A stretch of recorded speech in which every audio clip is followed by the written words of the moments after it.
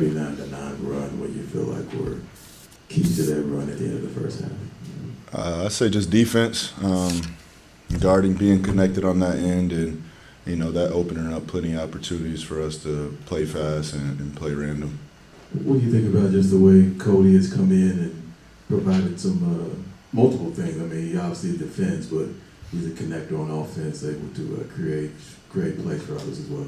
Yeah, he does a little bit of everything, but most importantly, he's been vocal even in the times that, he hasn't been in the game, and just seeing things that he sees out there, and it translates, and, it was a big part of what we did tonight. Last thing I had was just to be able to respond to a loss like the other night, and you talked about it after the game, but how much was that needed for this group to do that tonight? Yeah, that was a terrible loss for us. Even watching it back, I think more on the defense end than anything else.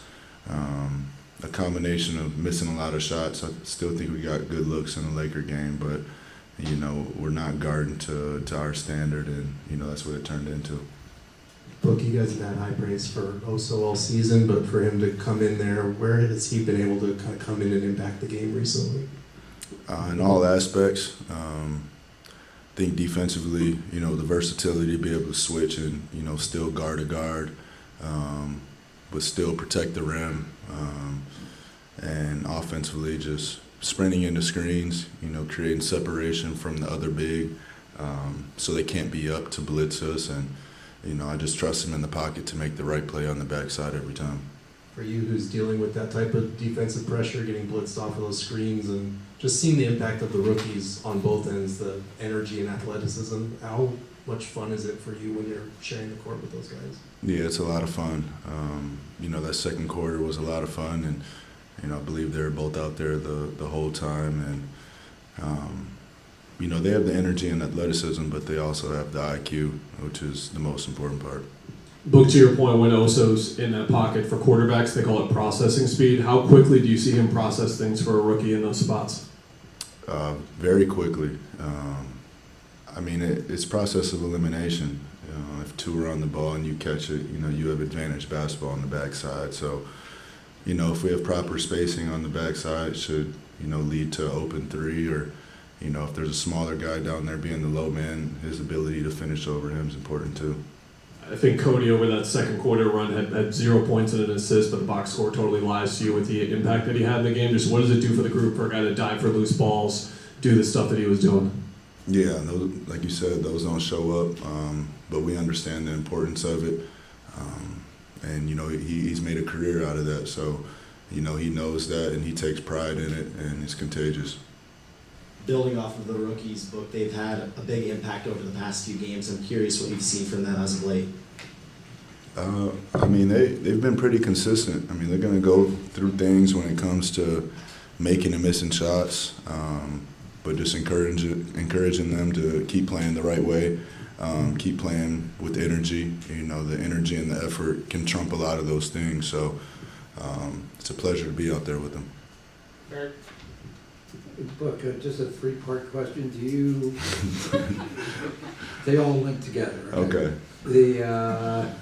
Do you look at the standings at this point? Do you play in a game at a time? And are you aware of the Mavericks' predicament at this point? Yeah. Yes or no? Yes. All of it. Would you care to extrapolate a little bit?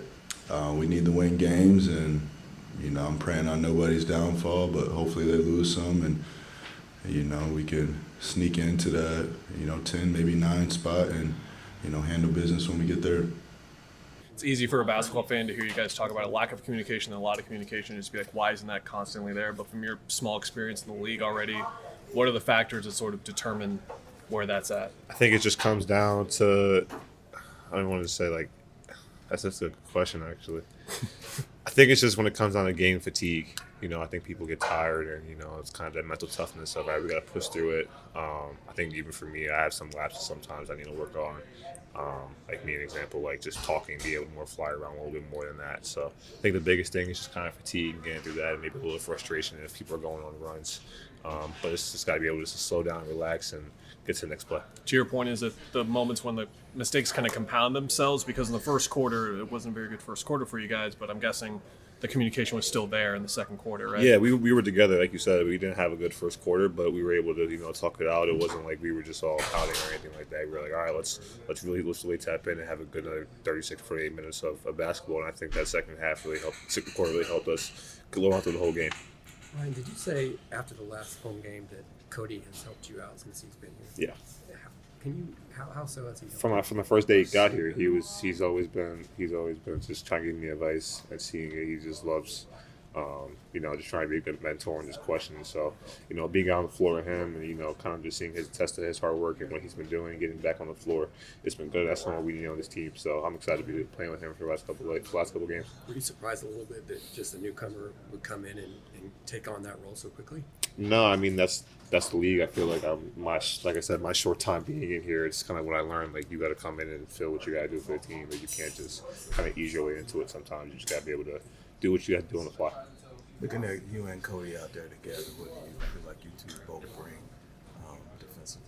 I think those extra plays, those effort plays, scrambling around, causing havoc, rebounding, steals, deflections, all that stuff. Not even just Cody, everybody else, like Oso and Colin and us and everybody just kind of bringing that role of making sure be an effort every night. How much is it for you just to get an easier shot early, like a drive like you got earlier in the game that leads to you then taking threes later? It's just I don't want to say like taking easy shots. It's just taking what the defense gives me. Okay. I'm not trying to be like, all right, let me get a layup first. And, if I get the open three, I'm taking the open three. It's going up regardless. So just being aggressive. Maybe if I'm not making some, then we go to, all right, let's go get a layup. We'll go get a foul and free throw. Let's see one go through. And then we can start doing that. But just take what the game gives me. Don't try to go out and be like Booker, K, or Brad. Right. Just whatever happens. Just go out and do my job. To Dwayne's point, though, everyone wants to talk about the threes when it comes to you, but how much have you worked on the floater and the cutting and all the kind of intermediate things in your game? I've been working on that with blood and trash since day one I got here. I knew that was kind of be a thing I had to go through along with shooting threes, but being able to make impacts on the offensive end in different ways. Like you said, cutting, the off-ball cutting, finishing, offensive rebounding, and now just being aggressive on drives. Teams are going to try to close out on me a little bit harder now, which is getting by them and reading the secondary defender. They sag off, keep shooting the ball with confidence, and just take the good thing it gives me. We were talking to Book, and he was saying, the rookies, they bring the effort and the energy, but they also bring the IQ. So, like, defensively, when you and Oso are out there, how are you guys kind of building that rapport? Because it feels like you guys are in constant communication with each other. Just like you said, having those effort plays and being a little smart on defensive end. We come from great defensive programs, and we learn all about that. So the biggest thing is effort and talking defensively. We can have all the scheme, but if we're not flying around and we're kind of static, that's not going to work. So I think that's the first thing we've been doing, and then just learning about what we're doing on the defensive schemes, whether it's tagging a roller or scrambling out and trying to communicate and premeditate before the play happens. Like if we got to scramble or close out, being able to talk like that helps us a lot. The floater has been money for you this year, and in college we didn't see it too much. Is that due to a lack of space on the floor, or is that just something you've been working on? Something I've been working on, and the lack of space on the floor. I say a little bit both. I think the paint is very open now, and then watching college now is kind of very compact. But I got some of those in college. I remember a couple of those in college. It's just different roles and just trying to do the best I can in my role. Are you surprised sometimes when playing with like Kevin, Devin, and Brad when you catch the ball and look up and just see the seas parted? Yeah, kind of a little bit, and just kind of seeing, all right, he's going to come at me, and I got to make a read from there and get by. But just trying to make a basketball play at that point.